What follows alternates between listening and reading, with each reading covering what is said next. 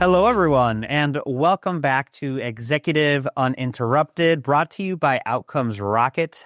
I'm so excited to be hosting another episode today because I have two very special guests. We're going to be looking at the future of GI health innovation from a few vantage points. On the one hand, the clinical and industry side, and on the other hand, the health system side. We're going to get into how digital tools like GI Genius, the swallowable pill cam, as well as reshaping endoscopy, food as medicine, and other ideas and strategy change can lead to effective pathways in this field. But I can't do this discussion without my two amazing guests. First, I want to introduce Dr. Austin Chiang. He's the Chief Medical Officer of Endoscopy at Medtronic. Austin, thank you so much for joining us. Thanks for having me. Of course. And joining him, we have Dr. Nate Merriman. He is the Medical Director of GI and Digestive Health for Canyons and Desert Regions at Intermountain Health. Welcome to the podcast, Nate. Thank you, Saul. Great to be here. Yeah, it's such a pleasure to have you guys here. And to kick things off, how did you guys meet? Because I understand you guys have known each other for a while. Nate tells this story better than I can, so I'm going to defer to him. Oh, wow. No pressure. Austin and I are both gastroenterologists, and over the years, actually multiple years, I've seen some of his work online. He really has a powerful presence, to be candid, online that all of us as physicians can learn from, and specifically on Twitter previously. And so I reached out to him and I said, Austin, nice to connect with you. I was curious, would you be willing to help teach some of our physician leaders at Christiana Care when I was out in Delaware? And That's cool. And we lived nearby. So Austin was in Philly. I was in Philly for my training. So it was a relatively easy ride down the road from Philly to Delaware, which brings me to my next point, which is when we were talking about transportation, it was getting a little overly complicated. I said, well, why not just drive up and get you? I know Philly. That's awesome. I didn't have a car, so hard to get Delaware. That's right. And it was incredible. It was an amazing ride for us from Philly down to Delaware. We talked the whole time, learned Is a that lot. like an hour? How long is the drive? Like an hour and a half? Something like that? It was like an hour. Hour? Yeah. With a little traffic. It was perfect. Good connection time. And we got to, the other part of things I love hearing is things that aren't on people's CVs or online profiles, right? Is let's get to know each other as people at a deeper level. So it's cool. That's the best. And what about you, Austin? What was your key memory from that drive? Oh my gosh, I think was I in training still then? I was just honored to even be invited and to meet Nate and then to see where things were headed for him, and seeing his transition to Intermountain has been awesome. And I feel like we've both been learning along the way. And so it's been great to just stay in touch and share our experiences over the years. I love that. And what I love about that is that, Nate, you reached out, right? And nowadays, people, I feel like, are afraid of doing that. So you're a great example, Nate, of reach out and make the connection. And next thing you know, you're driving with someone to do something cool. And now you're doing a podcast together. So I love this. What a great story, guys. Thank you so much for sharing it. Let's dig into some of the questions, shall we? Yeah. Let's do it. So Austin, I'd love to start with you. You're several years into your CMO role covering endoscopy. How have you seen digital interventions evolve over time? It's been really interesting. I've been in my role for almost 5 years now, and learning our portfolio, which has always been a collection of pretty disruptive, complex kind of digital tools, digitally empowered tools, I should say. So not within the endoscopy portfolio, it's not as much like mechanical forceps and those types of things. It's a lot of functional diagnostics, and there's a lot of digital benefit and challenges, I guess, associated with those that I've been able to witness over the years. But I would say, well, you mentioned GI Genius at the outset of this.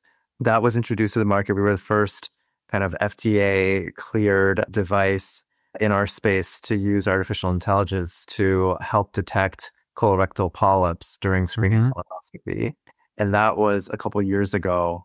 And to see how the market has initially, I think it wasn't exactly ready for innovation like this, but how it's been received over time with emerging evidence and with competitors and just the conversation evolving, just the landscape in general, even outside of healthcare and how AI has changed. It's been interesting to see that evolution. And I think that the next phase is really seeing where we take this in terms of developing a platform. And that's really the vision where we're going with all this is it's not just one AI tool or algorithm. It's having a host, having the hardware to be able to host a wide variety of different AI algorithms for different purposes, for different indications along the entire GI tract and different points of along the care continuum.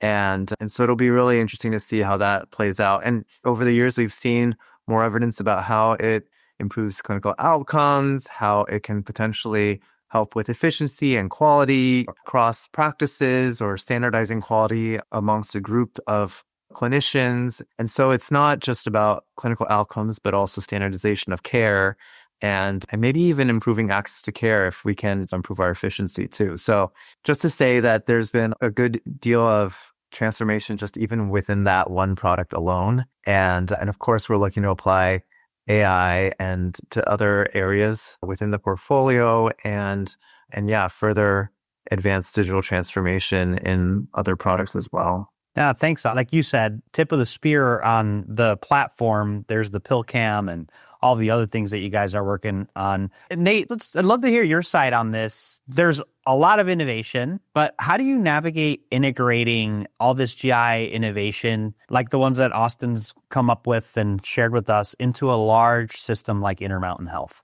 That is an outstanding question, and I'm sure one that pretty much every health system in the country is struggling with in terms of the balance. I think two things I'll share. One is one of my favorite stories of working with Austin and the Medtronic team was what they did in a creative partnership with Amazon Web Services, our ASG Society, and Medtronic working together to bring GI Genius to underserved communities and to smaller teams who wanted access to it, couldn't afford it. And so we applied for those grants and we were able to get them in 4 of our small hospitals, rural hospitals in Utah. And it was a brilliant idea. I don't remember all the details that Gio shared, Austin, but it was pretty amazing how it happened. And so that was a very smart way for an innovative company to work with others, including a nationally recognized GI society, ASGE, to bring a new product into communities that really often come later in the line or don't get access to that kind of technology. So to be candid, I would love for more companies to do things like that. We care for a lot of rural communities at Intermountain across multiple states. So I think that was a great idea. So that was one, make it free. And it's always easier to say yes. The second one I would say is I really have leaned into a mental model that I have of start small, learn fast, analyze the impact, iterate, make those adjustments, and then decide to stop or scale. And I've tweaked that a little bit over time because I was in private practice before and then came out to Intermountain about 5.5 years ago. And often my partners were looking at me like, well, what's the ROI? If we're spending, what are we getting?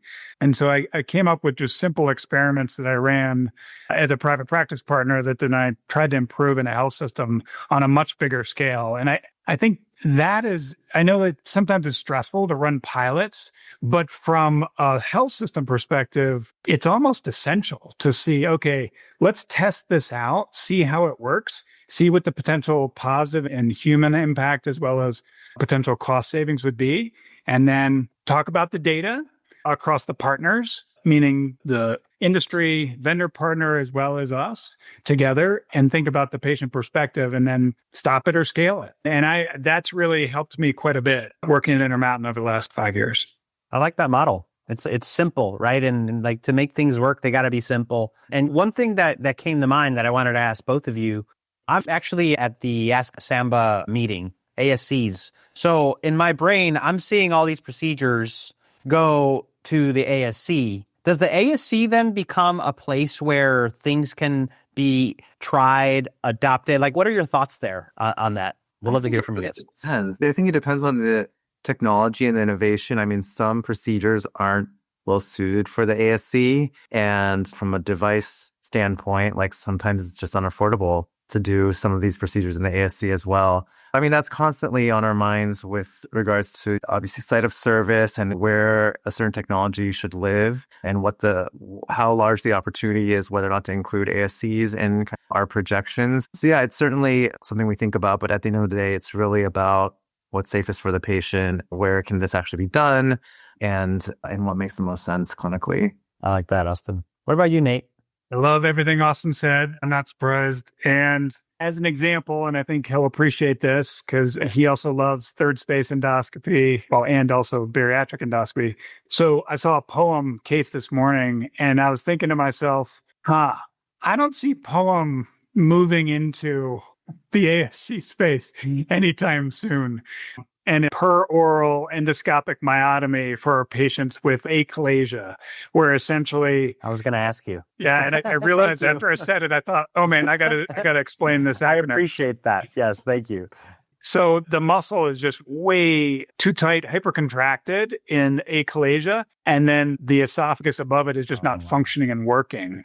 So either you have multiple modalities. You can try to break it up carefully with a super balloon. You can go in surgically and cut the muscle with a Heller myotomy, or you can go in endoscopically into the third space and work either, and this is the interesting part, I think, on the surgeon side or the gastroenterologist side, or together to then essentially cut that muscle, open it up, and help the patient to swallow. It's incredible technology innovation for the patient and our patients with achalasia and some of the other indications for POEM, G-POEM as well for the muscle, the gastric side, the muscle out of the stomach. But that's not something that could move in the ASC space given the amount of time and cost that it takes. That's fair. Generally, I would love to see some of these more complex procedures. I mean, I would love to see more procedures in general go to the ASC just because for patients, right? The experience of going to an ASC, generally speaking, is probably more pleasant than going to a hospital and having to deal. I just working at an academic center downtown in Philadelphia, patients really don't want to go downtown and deal with parking and like just the kind of relative chaos of it all being in a hospital. But yeah, at the same time, the reality is that sometimes it's challenging to introduce these procedures into the ASC given lower reimbursement for ASC, even for the same procedure. The factor too, for yeah, sure. and risk if we want to make sure that we have appropriate surgical backup and whatnot with our colleagues in the hospital that you don't get at the ASC. So yeah, a lot of things to think about when actually considering what belongs in an ASC. Totally. No, great discussion. And I know it's on everybody's minds, so glad we're touching it. Austin, let's shift the conversation here to food as medicine. And there's potential FDA changes around food quality. Talk to us about the impact that those things are having in your work with GI health.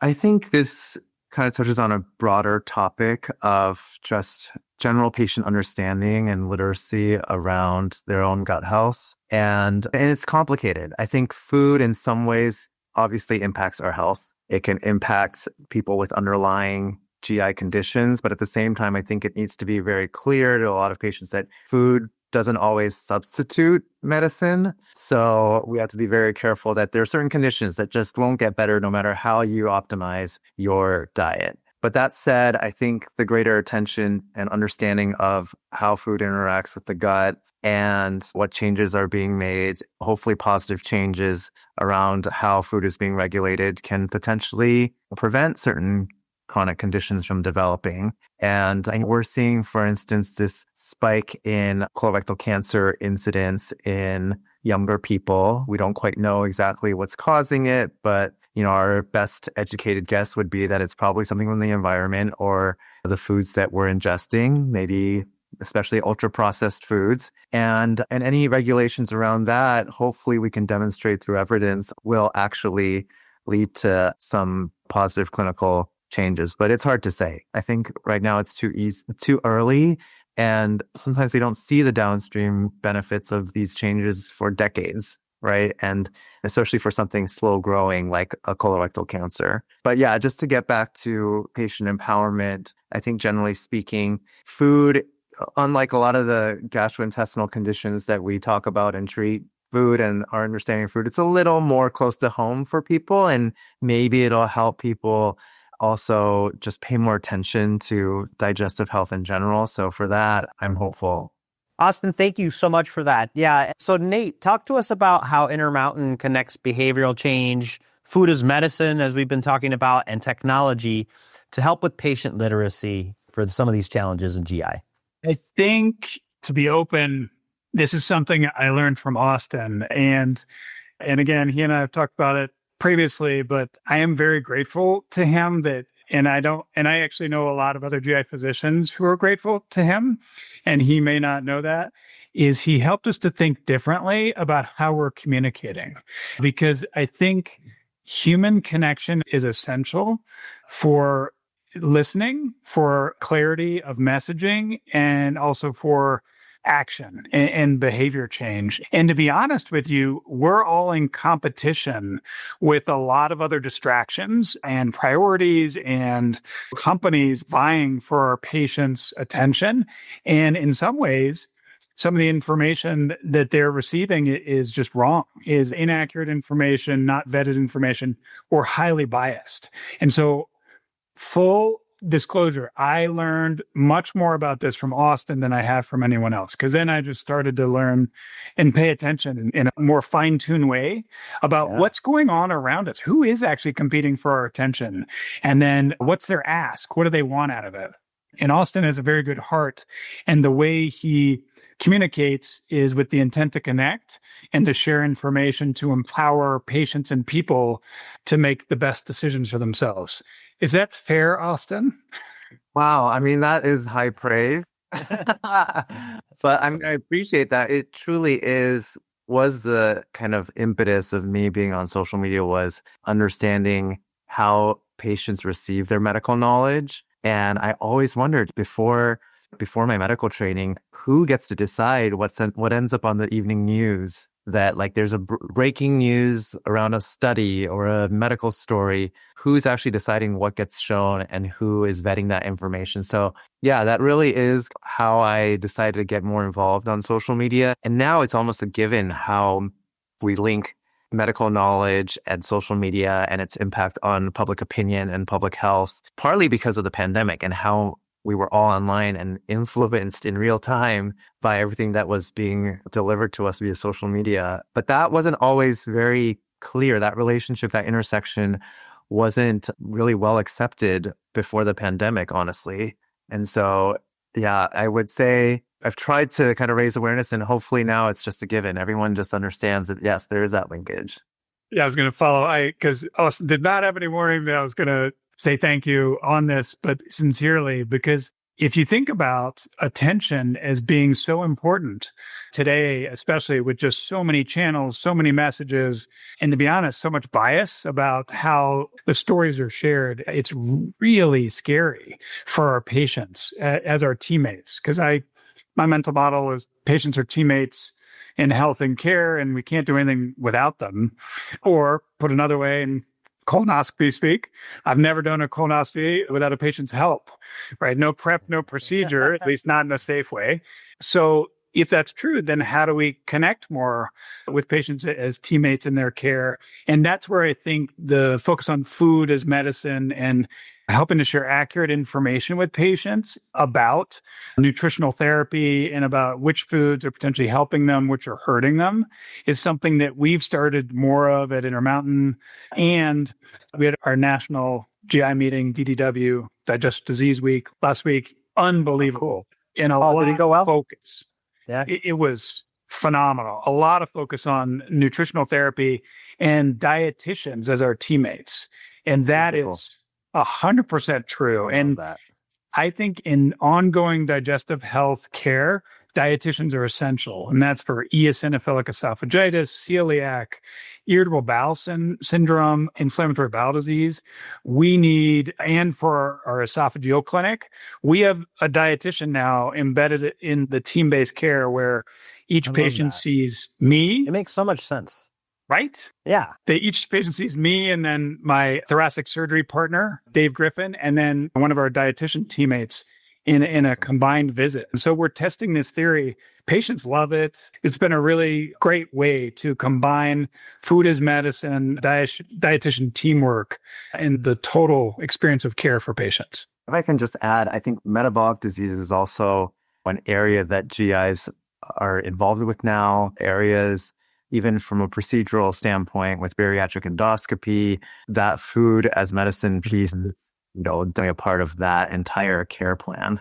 Totally. We could do a whole episode on this, guys. That's a tease for everybody. So for all you guys listening, watch out. There's a part 2 here coming soon. I love it. This is such a great discussion. And look, we've talked technology, we've talked innovation and integration, food as medicine. Let's get to strategy, right? At the end of the day is how do we make rubber hit the road and get these ideas to happen? Austin, how do you see Medtronic pulling patient insights into its innovation engine to create a better experience and more connected technology for patients and providers? Well, I think first and foremost, it's built into the mission statement of Medtronic, and which I think is just really key to the culture of the entire company. But putting patients first there's actually an initiative called Put Patients First. And what that initiative is focused on is making sure that patient voice is incorporated into every aspect of the development process of new innovation. And it's still currently a work in progress, but I think that patient feedback is so crucial because no matter, even if ultimately the device customer isn't necessarily the patient directly, ultimately it's the patient that we're serving. And some of that feedback is just so critical, especially the more that some of our technologies are directly involving patients and where patients have a greater understanding and greater choice around that. One of our innovations, you mentioned the capsule endoscopy product we have, PillCam. So our latest iteration of that is called the PillCam Genius Kit. And, how this differs from what was previously on the market is that rather than having the patient wear this big bulky belt where they can't really go in public, they can have this adhesive patch where the pill, after they swallow it, it transmits the data to that adhesive patch and they can wear it under their clothes. I love that. And it just improves the patient experience. Cool. And at the same time, it frees up all this bulky hardware and the doctors aren't limited by that hardware either. They have more capacity, which then improves patient access to be able to get diagnosed more faster. Just even focusing on that element of the patient feedback could potentially then lead to other downstream benefits too. Yeah, it's part of the product development process. And I think that we're still developing other ways to be able to solicit that feedback from patients and get their insights. That's fantastic. Thanks, Austin. Yeah, and I keep hearing the undertone of what both you and Nate keep going to is patient experience. This obsession around the experience overall, it's so important. So I love that so much. Nate, would love to hear from you on this one. Where does GI health innovation and strategic partnership live inside, specifically Intermountain strategy, where focused on care of the communities you serve? Talk to us about that and more of kind of what you're seeing. The wonderful and challenging part of being in a big health system is we are in a big health system with a diversity of care locations, communities we serve, to your point, especially with different rural communities across multiple states, a lot of different perspectives to include. I think the base model I've tried to build for myself, going back to my own process of mental model development, is core design with thoughtful adaptation, is thinking about this is a great positive impact, whether it's a new technology or, by the way, a process or workflow innovation. What's the base model? And then how could we adapt that thoughtfully to each of the teams or communities we serve to have the most collective benefit rather than thinking, well, we've got one thing, let's just push it out to everyone. And so I think that's made a big difference in terms of strategic expansion and scale, is thinking about, yes, there needs to be a core design and we need to include each community, to Austin's point, the patient voices in the community as well as the clinician voices, which Austin didn't mention. And yet I know for a fact he is very inclusive of physician and clinician voice in the design as well of what Medtronic is doing and how he approaches things. So yeah, I hope that helps a little core design with thoughtful adaptation and thinking through gradual scale of positive impact rather than an assumption of, hey, one thing will work for everyone. I like it. Nate, I like it. We got to get a little handbook of all your models, right? I'd love That too. You want that one? I think a lot of people would. You could get your book out. I know, Austin, you've got your book out, Gut and Owner's Guide. So Nate, you could do yours there too. The handbook of models. This is fantastic, gents. I have really thoroughly enjoyed this discussion. For everybody with us today, want to thank you for tuning in. We're going to do some closing thoughts here, but I want to remind you that in the show notes, you'll find all the ways to get in touch with Dr. Austin Chiang as well as Dr. Nate Merriman. So make sure you get in touch with them and find out more about their work. So as we get to the end here, I would love to hear closing thoughts from both of you. Just to conclude, I think that I have, both of us actually, Nate and I both have a unique perspective of being at the intersection of clinical practice plus kind of med tech and introducing health innovation into health systems, plus the digital aspect and patient connection through digital communication. And I think with all that, I'd say for any clinicians who are listening to keep your mind open to the entire ecosystem of how healthcare comes together. I think we're very often trained just to focus on the science and the medicine, and there's just so much more that we need to think about to really advance care and take it to the next level. And really in that process, not losing sight of patients. And I was actually told that specifically by a mentor when I joined Medtronic, that through this journey, just don't lose sight of the patient. And that's really stuck with me. Great message there, Austin. Thank you for that. Nate, take us home. I think two things I'll share. One is thinking about working together to bring diverse perspectives to a shared problem. And I've known Austin for, I don't know, like 8 or 9 years at this point. I love learning from him. He's a remarkable person and physician and thought leader. And so, and yet we wear different jerseys, right? And it's so interesting to me is how important identity is to each of us and how little we talk about it. It's just, I find that fascinating. So Austin and I have a lot in common, and we connected early in our careers. And I love continuing to stay connected and learn from each other. So working together to learn faster and innovate better, I think is one message. And then the other thing is something I started to bring up recently because I am very competitive, and I don't know if, I'm guessing you each are also very competitive. It's somewhat of a human trait. It's definitely a physician trait too, but at the end of the day, and I don't know where the switch flipped, but I started to ask, who are we competing against or what? And I really believe it's cancer. It's avoidable suffering. That is who we're competing against. And I think that mindset can really help overcome a lot of historic challenges or struggles with different companies working together on shared challenges. And so, yeah, who or what is our competition? And in gastroenterology, I think it really is cancer. Gastrointestinal cancers, as Austin said, unfortunately are rising in our young patients. So how can we work together to fight against colorectal cancer, as a great example, or pancreatic cancer or esophageal cancer? And how can we work together to prevent avoidable suffering? That's great, Nate. I love nothing like a good common enemy to align and get motivated by. That's so great. What a great close there. Folks, thank you so much for tuning in to our podcast again. Just want to thank you all for spending time with us today. Such a privilege to be here with Austin Chiang and Nate Merriman. Just an incredible opportunity to learn what's at the horizon of GI innovation. Gentlemen, thank you so much for joining us today. Thanks so much, Saul. Thank you, Saul.